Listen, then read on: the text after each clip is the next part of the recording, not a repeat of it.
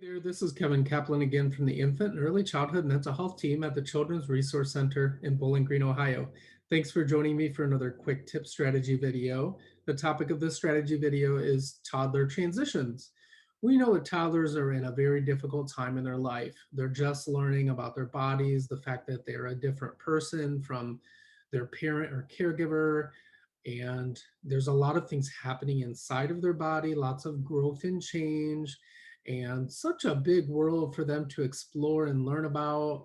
They're unable to really use language effectively or to manage their emotions and feelings in a healthy way. And so we often get meltdowns and tantrums as a result of that. But a lot of that can be very typical behavior at this age.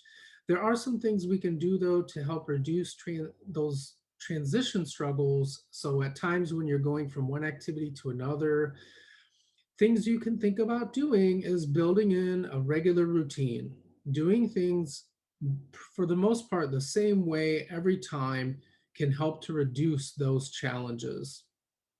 And that's because if we think about a toddler's daily life, it's easiest for their brain to manage if it's the same, and it sees the same thing, so it doesn't have to really think or work too hard, and it can move on to the next thing, and it just really helps them to prepare.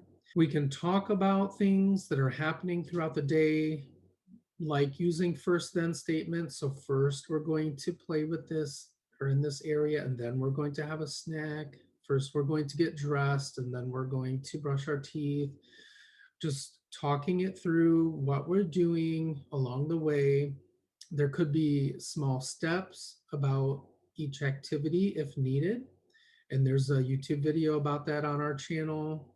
Also use some things to signal that change is coming. So maybe playing the same song every day at the same time during a really difficult transition can help that transition to happen easier by giving them a little notice, because we start to play it before the transition and it kind of plays into the transition and then maybe stops when we transition. This could be kind of like in preschools, they do like a cleanup song or a nap time song or something like that, just to get our brains into that state or that place. And something that goes along with that would be a timer. And now these things should really be something that's not too disturbing.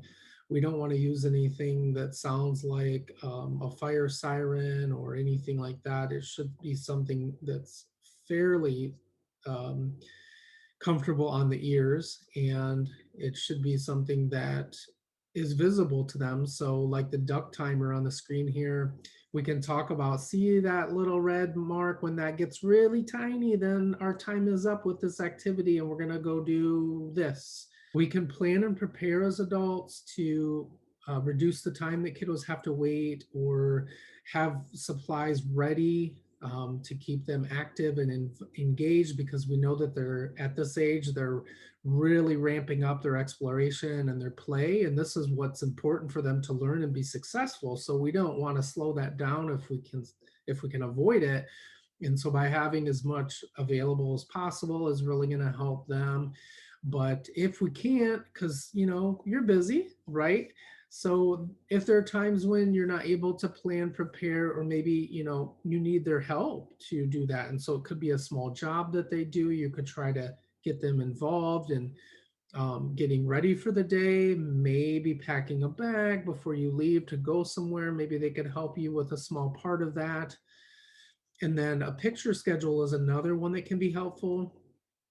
And a picture schedule is important because we can always go back to that and say, look, this is where we are now, and this is where we're going to be. This is what we're doing next. And then later we're going to do this.